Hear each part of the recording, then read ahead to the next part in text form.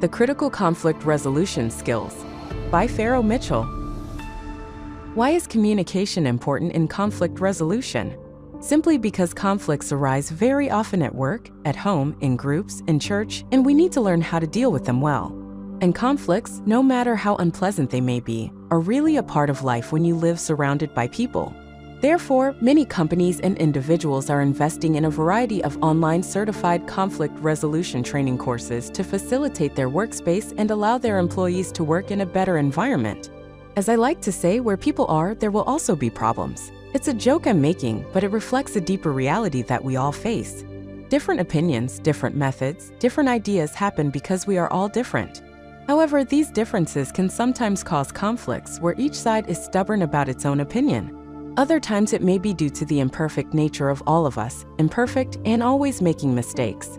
All these things can cause conflicts, and that's why there is the importance of communication skills.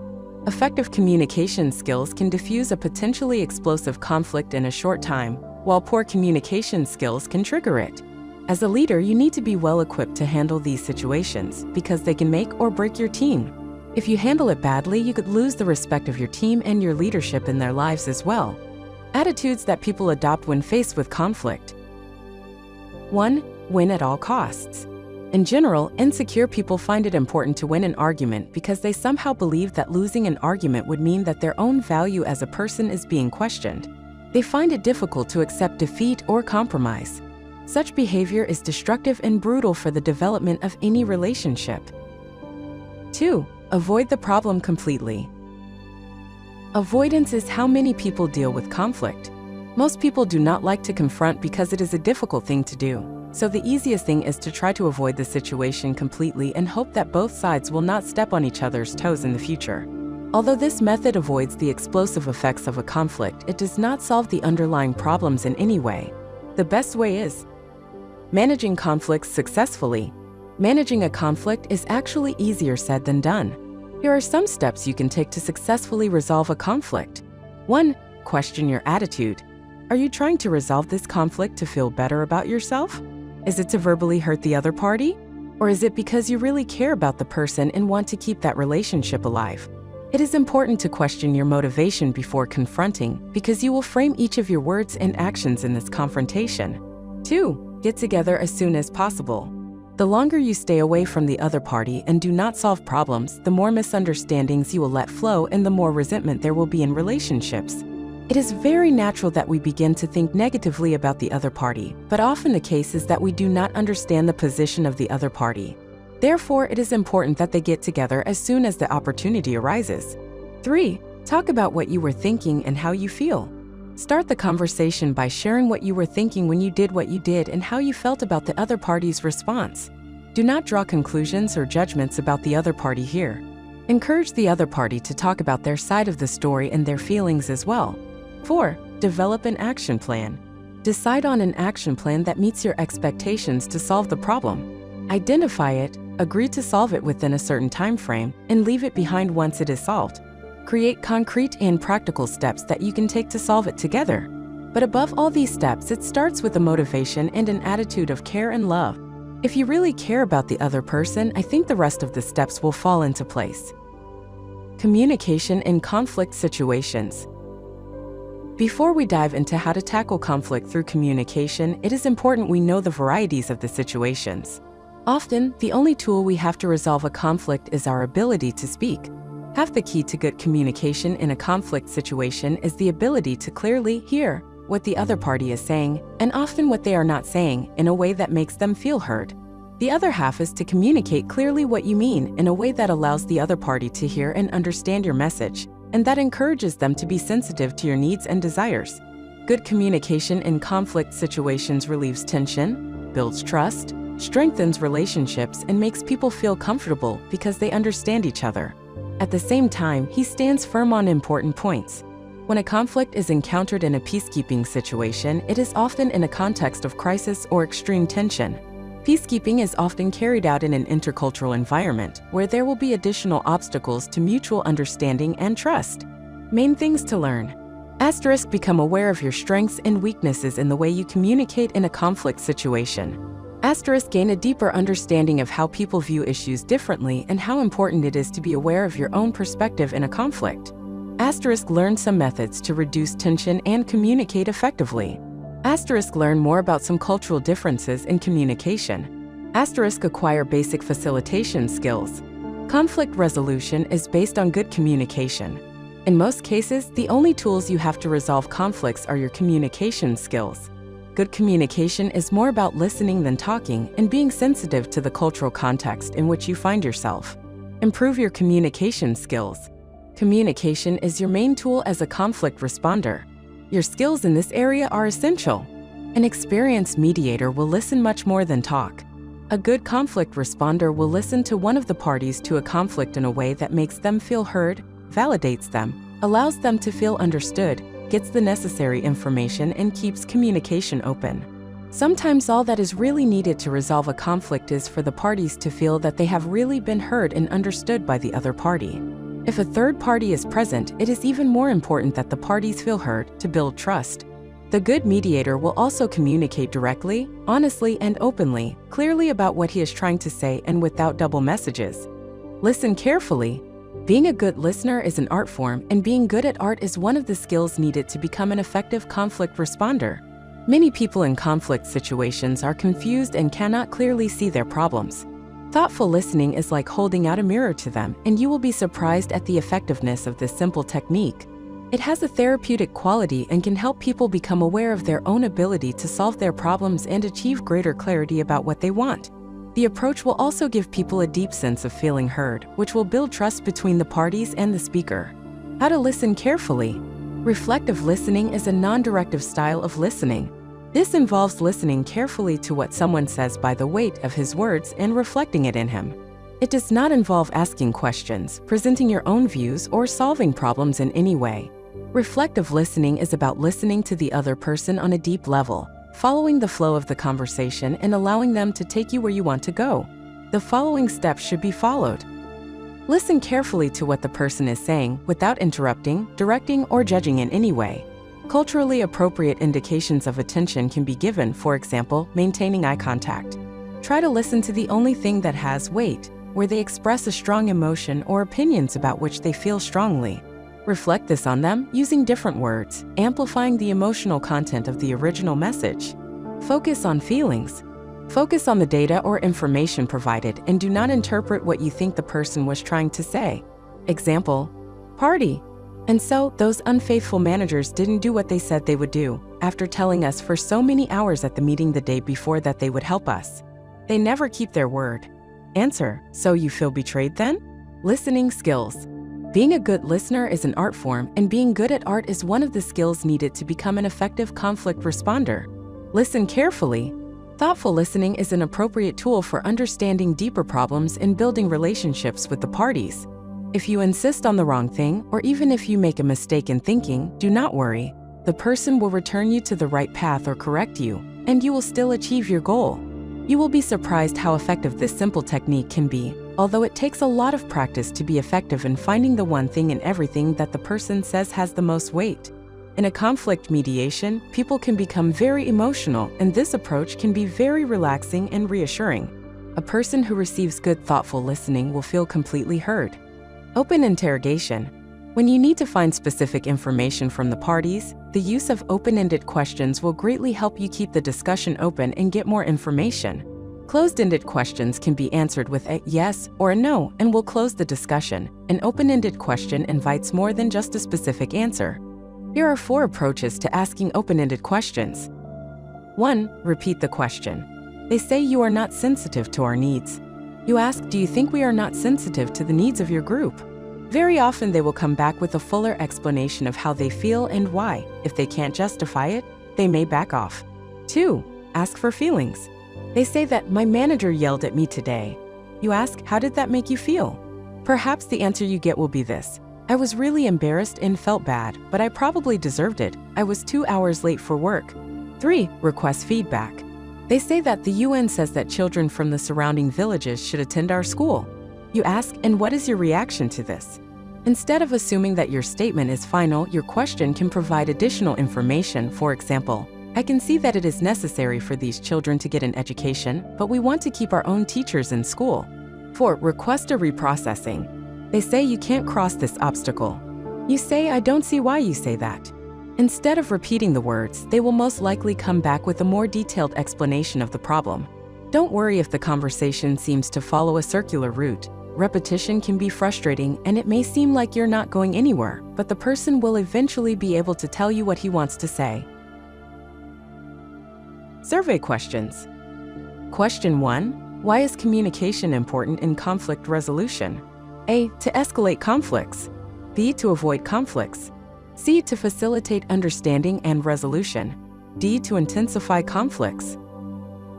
Question 2. What is the potential consequence of poor communication skills in conflict resolution? A. Quick resolution of conflicts.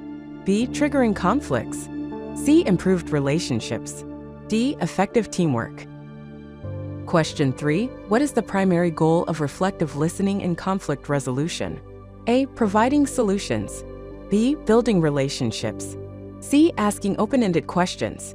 D. Escalating conflicts.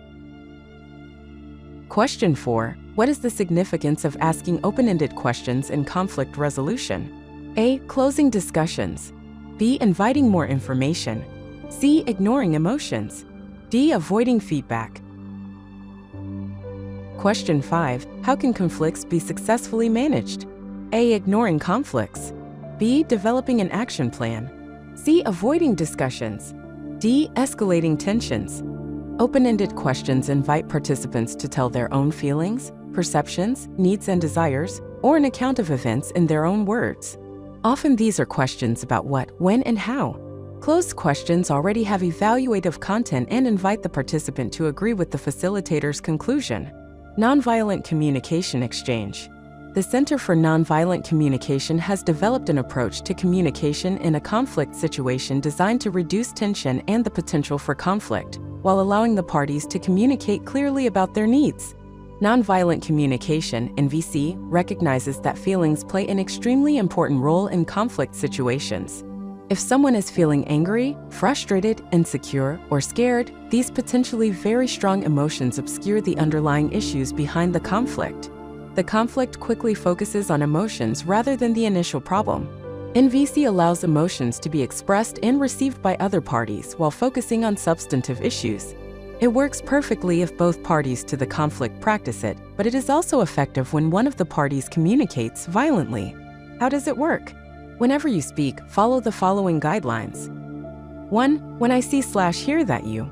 Recognize what the other party has said. Trying to recognize what is important in what he is saying, he will feel heard. 2. So I feel. Recognize how you feel. Are you frustrated that they are not listening to you? Am I glad that your problems are being taken into account? 3. My need is. Make it clear what you need to solve the problem, so that they can understand what motivates you in the conflict and what you need to achieve a resolution. Keep repeating it. 4. And my request is. Very often, people in conflict do not clearly ask what they want from each other. Sometimes they do not even know about it. Reduce this to 1 or 2 things. What is the most important thing for you? Try to clearly express what is happening inside you without blame and judgment. Nonviolent communication was developed by the Center for Nonviolent Communication, www.cnc.org, a mantra for organizational peace. 10 things you can do to contribute daily to peace in yourself, your family, and your organization. Spend a little time each day quietly thinking about how you would like to relate to yourself and others. Remember that all human beings have the same needs. Check your intention to see if you are as interested in others meeting their needs as yours. When you ask someone to do something, first check whether you are making a request or a request. Instead of saying what you don't want someone to do, say what you want the person to do. Instead of saying how you want someone to be, say what action you would like the person to take that you hope will help him to be that way. Before agreeing or disagreeing with someone's opinions, try to tune into what the person feels and needs. Instead of saying no, say what need prevents you from saying yes. If you feel upset, think about your needs that are not being met and what you could do to satisfy them, instead of thinking about what is wrong with others or with yourself. Instead of congratulating someone who has done something you love, express gratitude by telling the person what need for you this action satisfied. A peace mission can be a very pressurized and intense place. Taking a little time at the beginning or at the end of each day to focus on such a mantra, or one that you have written for yourself, can greatly help you cope with the stress of life in this context and allow you to be more effective in your work. Working in multinational teams. Being part of a peace mission involves being together for a short time in a team with foreigners from many parts of the world and having to get along, live together, and work effectively to achieve the goals of the peace mission. There is a great potential for conflict because you will have different understandings of how things should be done, you may speak different languages, and you may have different cultural and religious practices and therefore interpret many things differently. And it is quite possible that you are in a situation of great pressure or stress. Dealing with conflicts in the assignment is not only about the conflicting parties. You may encounter the greatest conflict at home or at work. Coping with conflicts becomes a daily process of building harmony and peace in your new family. Effective communication is key to resolving conflicts. Whether we like it or not, conflict is an inevitable human phenomenon. Wherever and whenever humans interact with each other, there is a possible certainty that at some point different personal preferences, ideas, likes and dislikes will create a certain level of conflict. Conflict can actually be positive. This is not to say that such events are always negative. A 2009 article by Professor Abdul Ghaffar of Qurtuba University in the Journal of Managerial Sciences argues that conflict is often necessary when helps to raise and solve problems, energizes the work to be on the most appropriate topics, helps motivate people to participate, and it helps people to recognize their differences and take advantage of them. Conflict is not the same as discomfort, Ghaffar wrote. Conflict is not the problem, it's when conflict is mishandled that it's the problem. There are different causes and types of conflicts. It should come as no surprise to anyone that there are different causes and other factors that create conflicts. Again, Ghaffar produces a long list of causes. The most relevant ones are paraphrased as follows. Effective conflict, an I'm crazy as H condition that occurs when group members have interpersonal confrontations characterized by anger, frustration, and other negative feelings.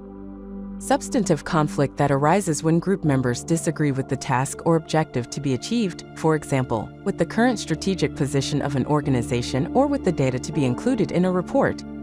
A conflict of interest occurs when there is an inconsistency between two parties about how a scarce resource should be allocated. This despite the fact that the disputing parties have the same understanding of the situation, that is, the resource is scarce. Retributive conflict, which, as the name implies, takes place when the warring parties feel the need for a protracted conflict in order to punish the opponent. A conflict of values occurs when two social entities differ in their values or ideologies on certain issues. Goal conflict, something that occurs when the parties involved disagree on the preferred outcome of a task or situation. And finally, displaced conflict, when the parties to the conflict direct their frustrations or hostilities to social entities that are not involved in the conflict or argue about secondary, even insignificant issues. The most likely sources of conflict are poor communication, competition for common but scarce resources, conflicts over roles, and incompatibility of the plan with respect to goal approaches and outcomes. However, it is no coincidence that communication occupies the first place on the list because it is the singular tool necessary to solve all the sources listed here and elsewhere. But when used incorrectly or not used at all, it can also be the catalyst that can lead the head parties to a conflict. Christine Switzer, a writer on labor issues, noted in a recent article that one of the main challenges of effective communication is preventing the escalation of conflicts. Escalating conflicts can lead to interruptions in communication, false assumptions, and negative compromises, which can further complicate the initial conflict. One of the main advantages of effective communication in resolving a conflict is the reduction of the resulting anxiety, whether within the family or in the workplace. Stuart Loving, a lawyer and author of Reaching Resolution, Turning Conflict into Collaboration, emphasizes the need to address your real concerns and get to the heart of the conflict. Active listening skills include talking less and asking questions for clarity. The use of effective verbal and nonverbal communications additionally contributes to the successful resolution of conflicts, whether between individuals or within a group. Schools can be a breeding ground for some forms of conflict.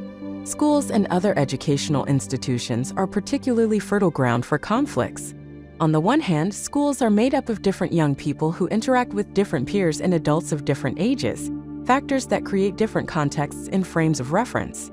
Donna Crawford and Richard Bodine of the National Center for Conflict Resolution Education, NCCRE, cited research on school conflicts that shows that the most conflicts that become violent often start with relatively minor incidents. Actions such as a student using someone else's property without permission or harmless but unwanted physical contact can lead to a major conflict. Most of these conflicts tend to occur between individuals who knew each other. The common goal of violent acts usually involves retaliation, to pay, so to speak. Crawford and Bodine said other research has indicated that the violent acts in these cases are not the result of an absence of values, but of a value system that accepts violence. General conflict resolution strategies. There are a lot of lists of do's and don'ts in conflict situations, including the Institute of Crisis Prevention's top 10 tips for de-escalation to keep in mind.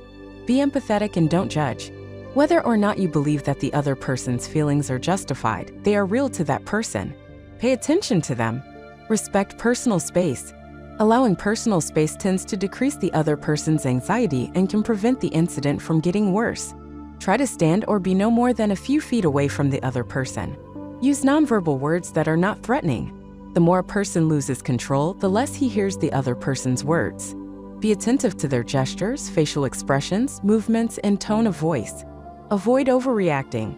Keep calm, rationality, and professionalism. You cannot control the other person's behavior. The way you react to their behavior will have a direct effect on the escalation or spread of the situation. Focus on feelings. Facts are important, but the way a person feels is at the heart of the problem.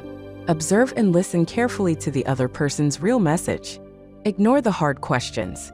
When a person challenges your authority, redirect your attention to the problem at hand. Set boundaries. If the other person's behavior is belligerent, overly defensive, or disruptive, give them clear, simple, and enforceable boundaries. Offer positive options or options first. Choose wisely what you insist on. Decide which rules are negotiable and which are not. If you can offer a person options and flexibility, you may be able to avoid unnecessary altercations. Leave the silence for reflection. Silence can be a powerful communication tool by giving a person the opportunity to think about what is happening and how he should proceed. Give time to make decisions. People who are upset may not be able to think clearly at some point. Give them a few moments to think about what you said. Conflict resolution strategies and tools for schools. All of the above tips are about crisis response strategies for schools. However, schools are specially equipped to turn inevitable conflicts into teaching opportunities. On the one hand, a teacher can play the role of a mediator in order to bring order and lay out the course for resolving the conflict. Many mediators use the role-playing of people in conflict, which helps to ease tensions by bringing a little lightness to the conflict resolution process. By placing affected students in opposite roles where they can express their opponent's point of view, they can learn to be more empathetic to the other party and people in general, and even begin to understand the opposite point of view. Monitoring is another resolution tool by which students are tasked with observing and tracking various conflicts they have witnessed or participated in over a period of time. Crawford and Bodine suggest that these episodes be recorded in a diary and noted down without specifically identifying the students involved. Students should be encouraged to be attentive to situations in which conflict resolution is necessary.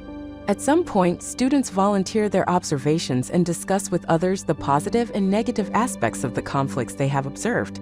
It helps to prepare those who observe conflicts to be able to handle them when they themselves are involved in an incident. How to resolve conflict at home.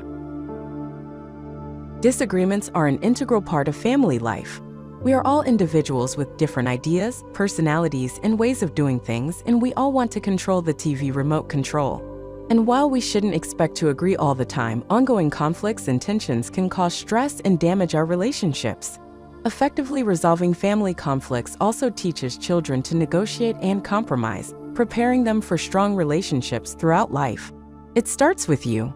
As an adult, you set the tone for your home, and the children and young people in your family will reflect your behavior.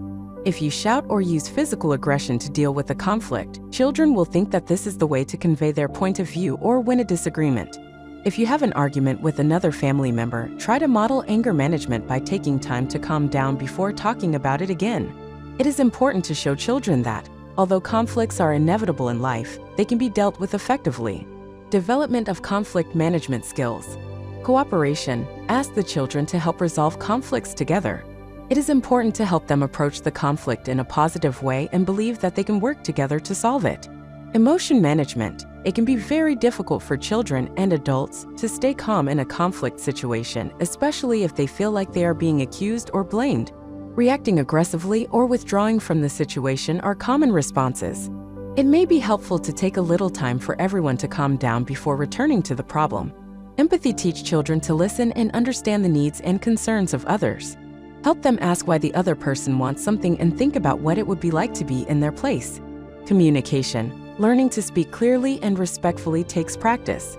You can help children practice positive ways of asking for what they want. I would like you to ask before using my things. When is it enough? Some problems are too important for children, and the conflict continues to worsen. If conflicts become very intense or lead to physical aggression, it is important that you intervene. When a mutual solution is not possible, you can always help your child think about the alternatives available to him and choose the best one. 6 steps to conflict resolution. Try this step-by-step approach to solving a problem. You can also use these principles to resolve disagreements with your child or teenager. Step 1. Help children see conflict as a problem that they can solve fairly with help. For example, you might say, "There seems to be a problem here. I'm sure if we talk about it, we can fix it." Step 2. Ask each child to explain how he sees the conflict.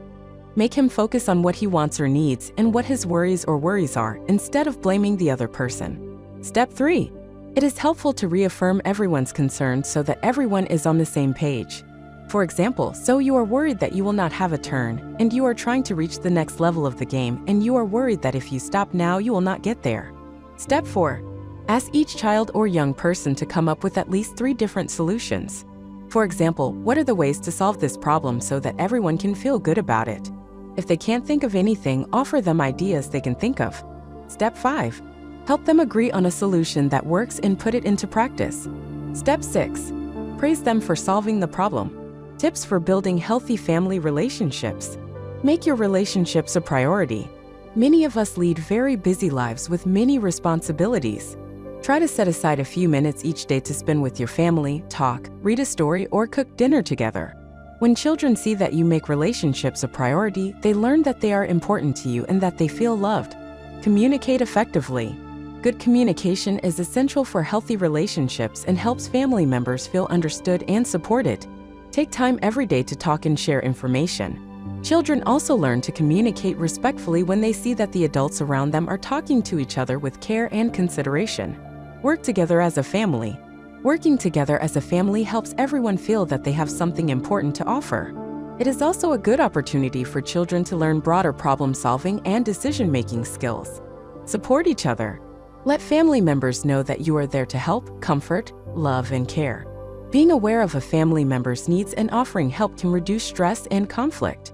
Assertiveness versus aggressiveness. Try to show the positive aspects of assertiveness, using compromise and negotiation to get what you want. When you see that children are using aggression to win an argument, tell them about the differences between being assertive and aggressive. When a person is aggressive, they defend your personal rights and express your thoughts, feelings, and beliefs in a way that violates the rights of another person. Attack when you feel threatened. Use humiliations to maintain superiority, for example, "Don't be so stupid." Use aggressive body language, for example, with arms crossed, fists clenched, staring, and jaw tense. When people have an encounter with someone who is aggressive, they often feel scared or threatened, resentment, anger, uncooperative. When a person is assertive, they stand up for yourself by respecting other people's beliefs and feelings at the same time. Communicate how you feel in a firm but relaxed voice. Provide constructive criticism without blame, for example, "I feel irritated when you interrupt me."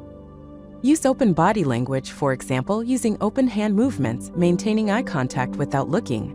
When people have an encounter with someone who is assertive, they often feel respect, that they understand the other person's position. If things get too much, sometimes family conflicts can be too difficult to resolve on your own, and you may need external support to arbitrate the situation. It is better to get additional support before the conflict causes permanent damage to family relationships. How to settle conflict at work. Conflict is not a strange thing for people. Human beings experience it in their daily lives with their friends, their families, and even more so in their professional lives. In the workplace, conflicts cause a high degree of frustration, pain, discomfort, sadness, and anger. This is a normal aspect of life. In today's world, organizations hire employees from various geographical locations with different cultural and intellectual backgrounds, as well as with diverse points of view. In a work environment where people have disparate views on the same issues, disagreements are inevitable. Conflicts are inevitable in a person's everyday life. And when they do occur, the idea is not to try to prevent them, but rather to solve and manage them effectively. When people use the right problem-solving tools to solve problems, they will be able to prevent their differences from turning into bigger problems. Establishing conflict management processes in a company is fundamental because it helps to reduce cases of conflict between employees, says Casper Hansen, resume writing expert at ResumeThoughtWorks. Conflict resolution is an integral part of the corporate world because it helps to distinguish a good company from a bad one. So, as a business owner, what steps should you take to resolve a conflict? Below are some ways to manage and resolve conflicts in the workplace. 1. Clarify what the source of the conflict is. The first step in resolving a conflict is to clarify its origin. Defining the cause of the conflict will allow you to understand how the problem developed in the first place. In addition, you will be able to get both parties to give their consent for the disagreement to occur. And to do this, you need to discuss the needs that are not met on both sides of the issues. In addition, it should ensure mutual understanding. Be sure to get as much information as possible about the prospects on each side. Keep asking questions until you are sure that all parties to the conflict understand the problem. 2. Find a safe and private place to talk. Many people often wonder what is an approach to solving problems peacefully. To have a constructive conversation, you need to find an environment in which you can safely talk.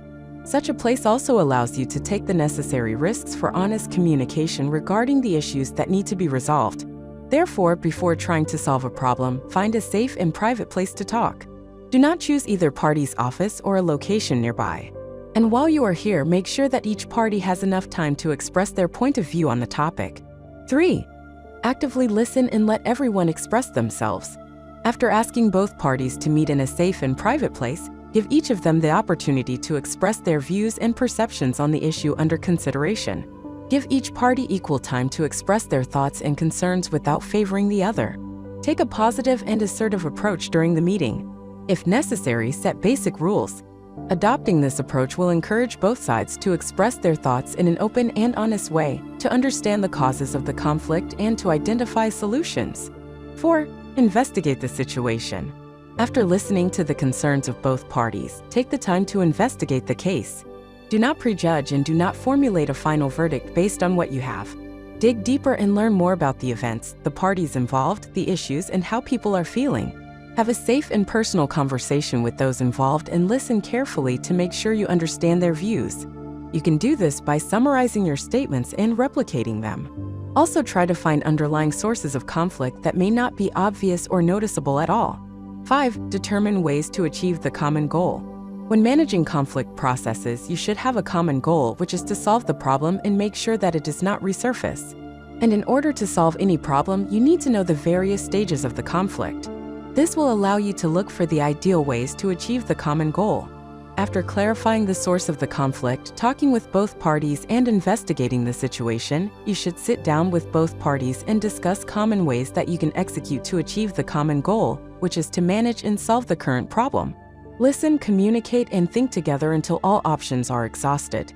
According to the team leader of the writing company EduJungles, Kevin Smith, finding the source of the conflict is the main step in solving any problem. 6. Agree on the best solution and determine the responsibilities of each party in the resolution. Management in conflict resolution and communication model. Employees will find it easy to interact with each other because they understand that they have one goal, which is to achieve the company's goals.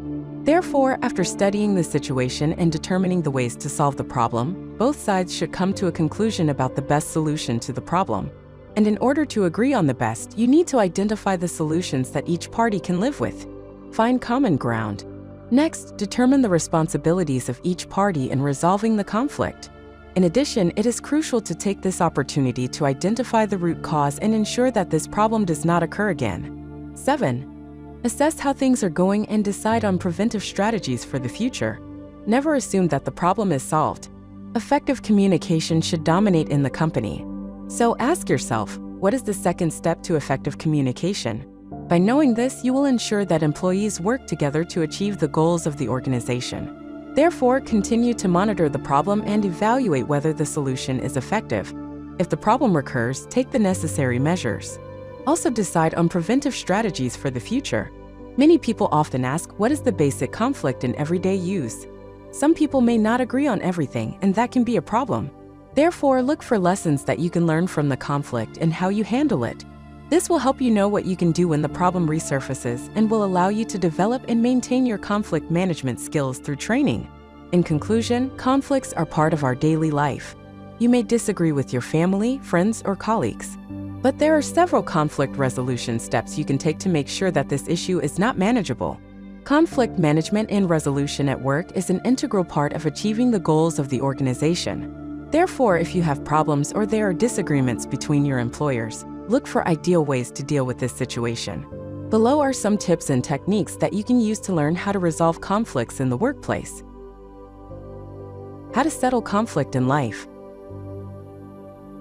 Life is too short and none of us wants to waste our little time fighting with loved ones.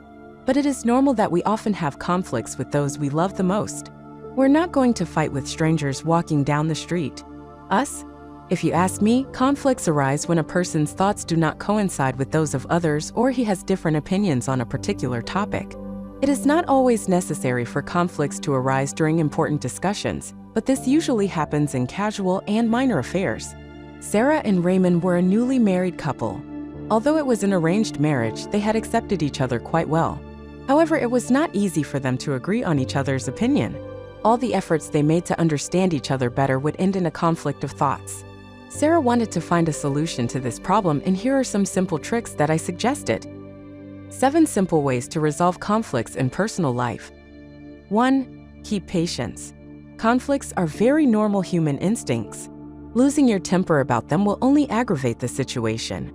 Stay calm and focus on resolving disputes. Remember, the person you are fighting with is your own self. 2. Be brave enough to stand up to. Face the problems, propose a solution, and move forward in the right spirit. Deal with problems instead of running away from them. Do not hold back the negativity, it will only overwhelm you. 3. Forgive and let go. It's human to make mistakes. Learn to forgive instead of resenting each other. Reacting to our anger, our mind stops working and we surrender to our temperament. 4. Communicate. Talking about it helps. Many misunderstandings can come to an end through proper and open discussion.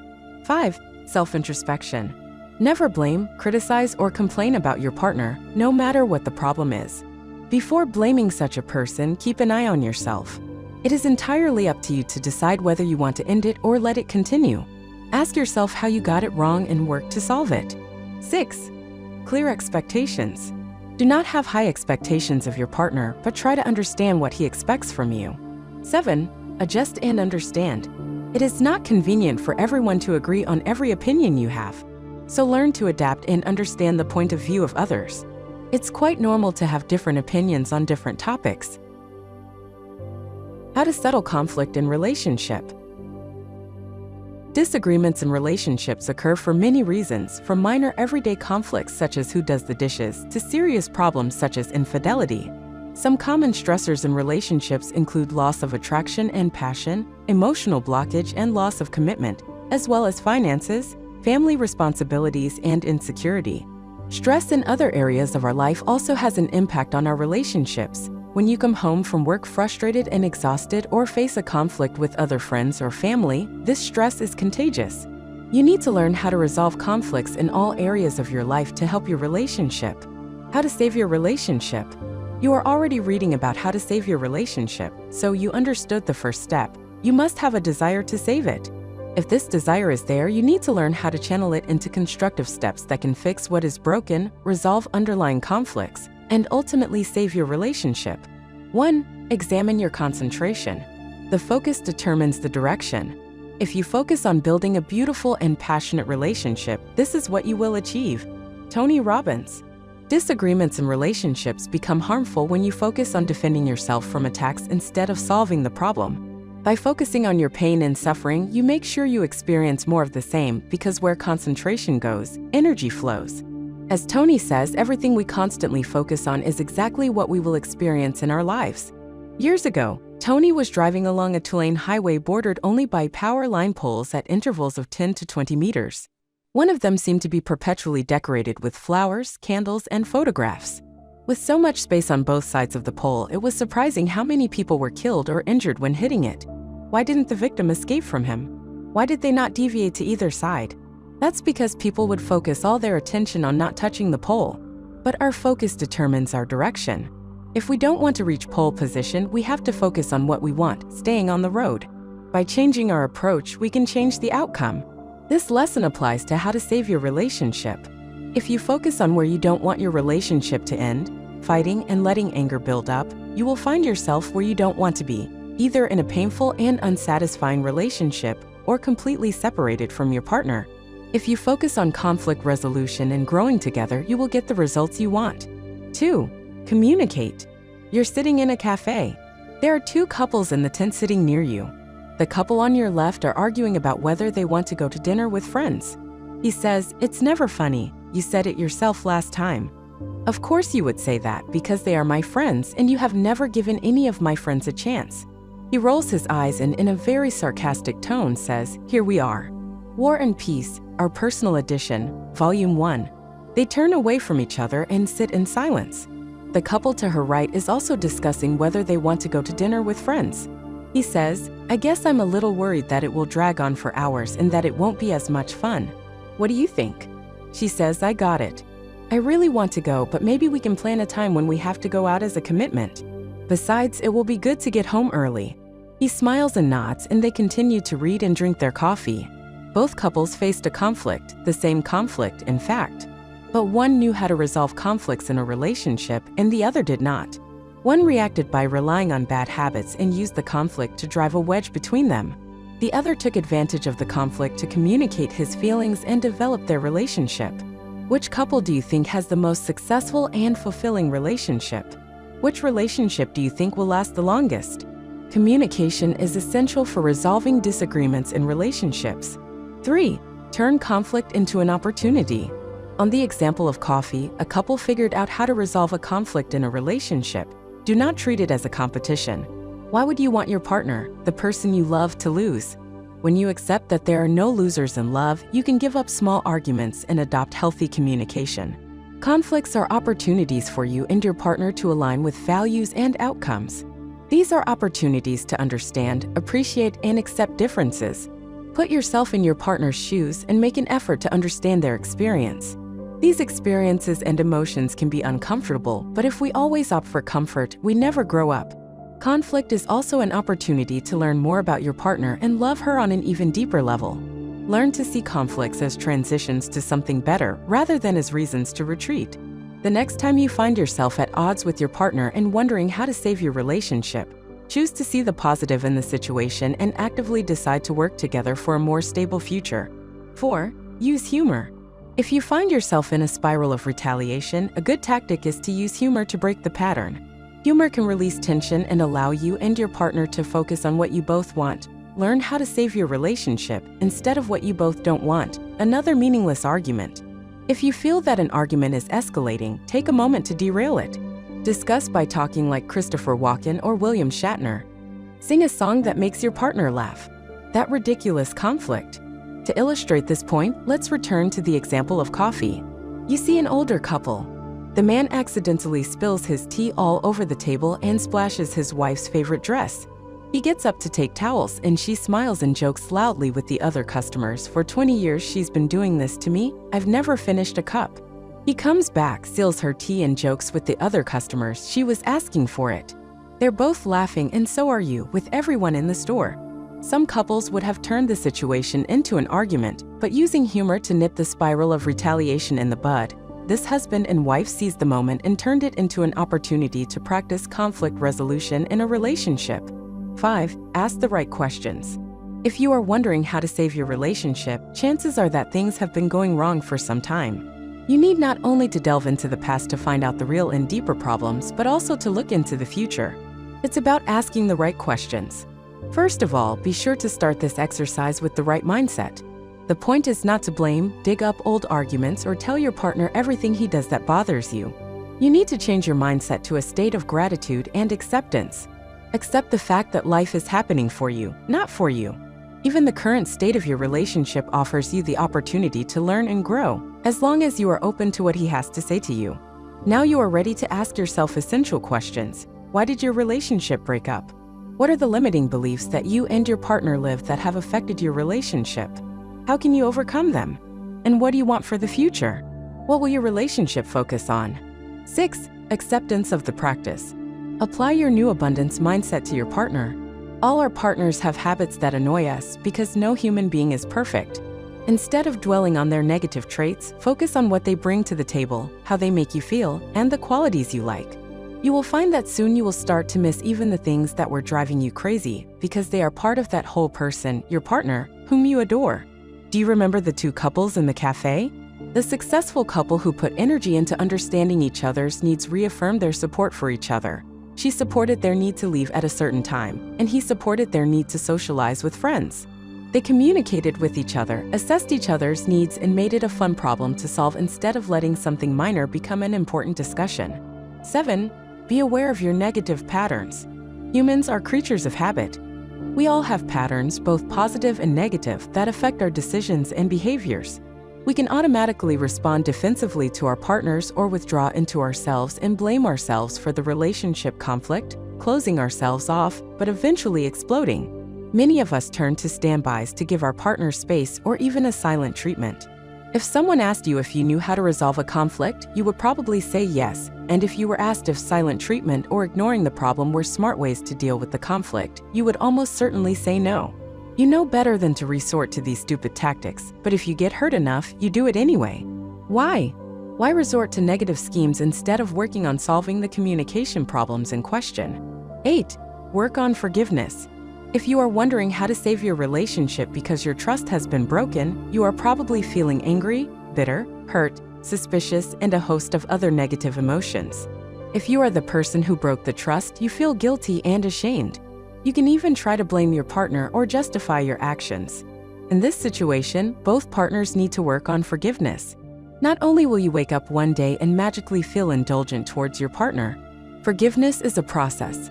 It's a series of small acts, admitting mistakes, practicing total honesty, and putting your partner first, that add up over time. Forgiveness takes work. If you are the partner who broke the trust, you must take full responsibility for it. Be respectful of how you hurt your partner and give him the space he needs. Put your partner first and don't fall into a cycle of self-blame. If your trust has been broken, take up a little space, but continue to communicate. Let your partner know what you need to restore trust. Above all, never give up. 9. Take the time to touch. When you are always fighting with your partner, when every little thing he does bothers you, it can be difficult to be affectionate. But you need to take the time to be tactful. It doesn't just mean sex, it also means snuggling up on the couch during a movie, sneaking into a morning hug before work, and holding hands for no reason at all.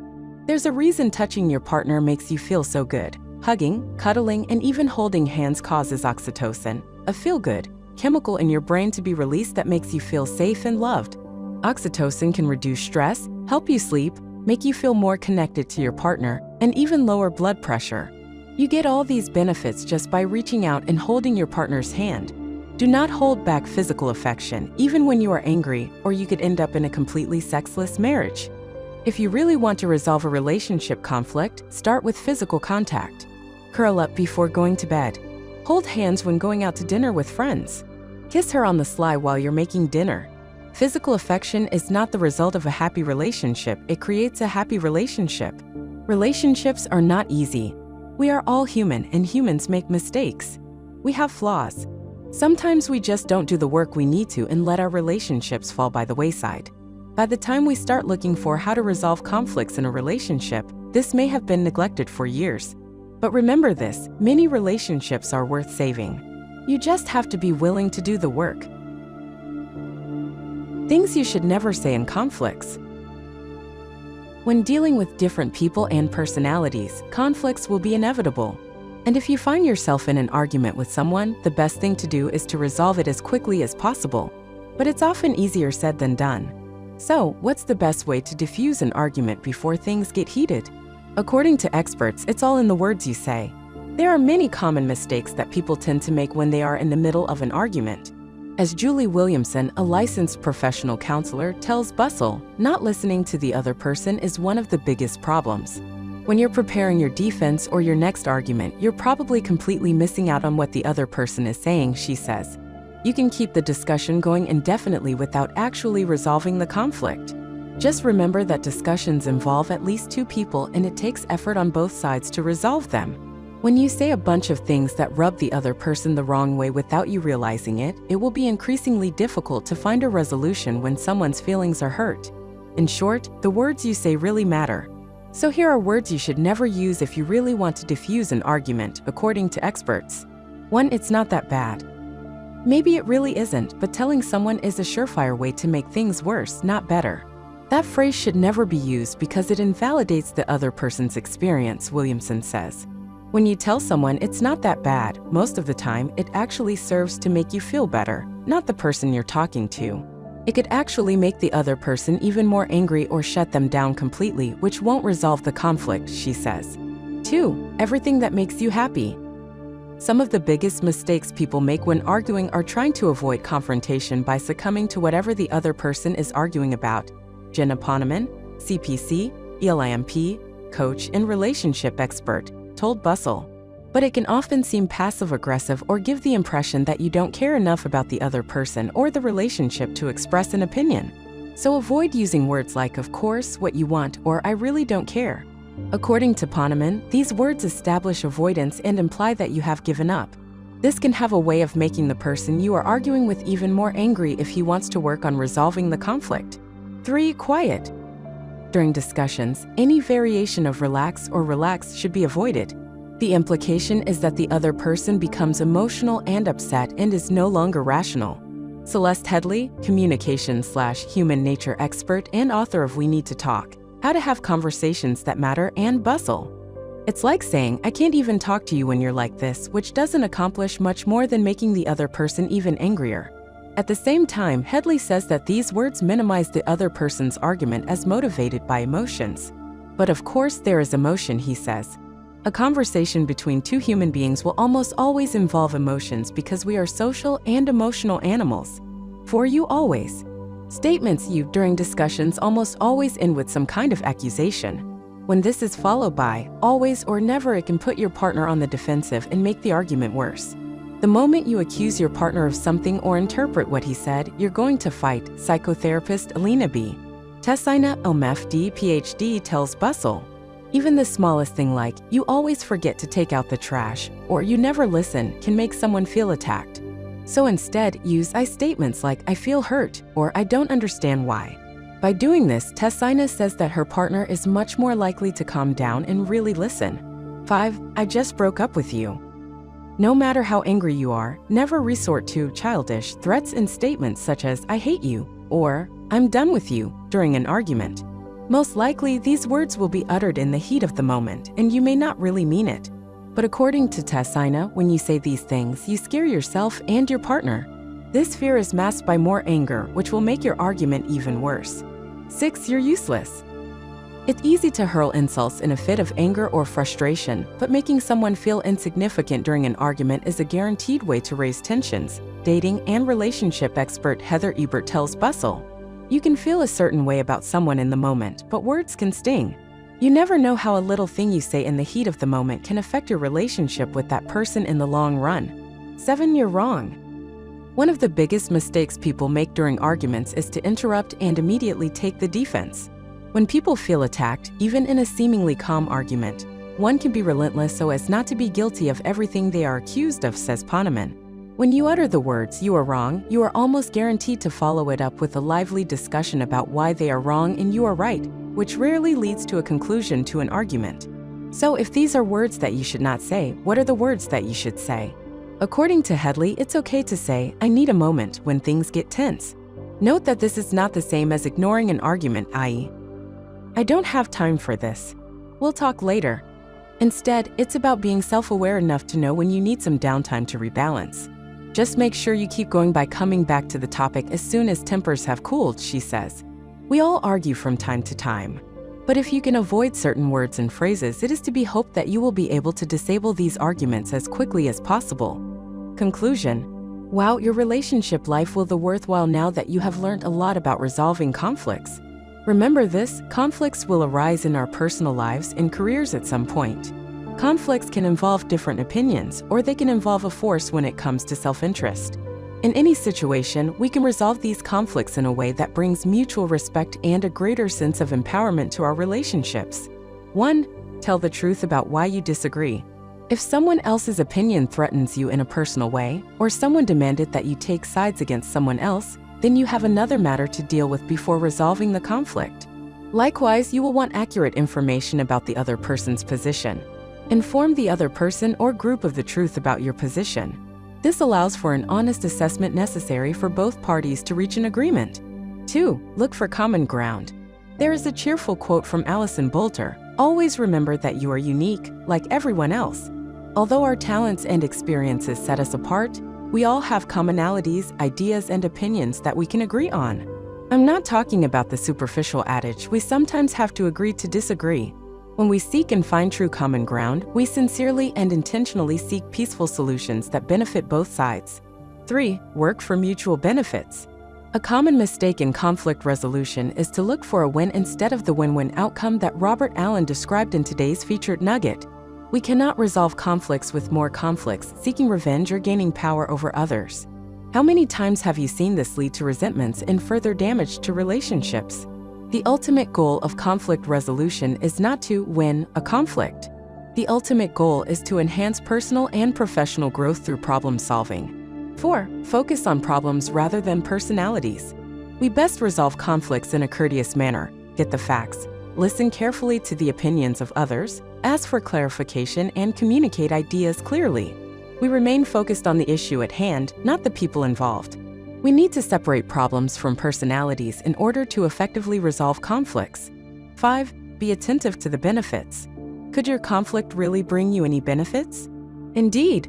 If you resolve a conflict constructively, you may achieve a better understanding of the working style of your group or another individual, a better knowledge of your values and the values of your partner, better group dynamics and mutual respect between team or family members. As stated in essential number 3, you can enhance personal and professional growth in this process. Conflicts can allow worthy human beings to share the value of unique experiences. We can treat those we disagree with respect and dignity while learning from their experiences. In this way, we will benefit from our differences and similarities. We will grow towards our ability to live in abundance and in peace, extending the full range of our gifts to others in the service of our Creator and our world. Thank you.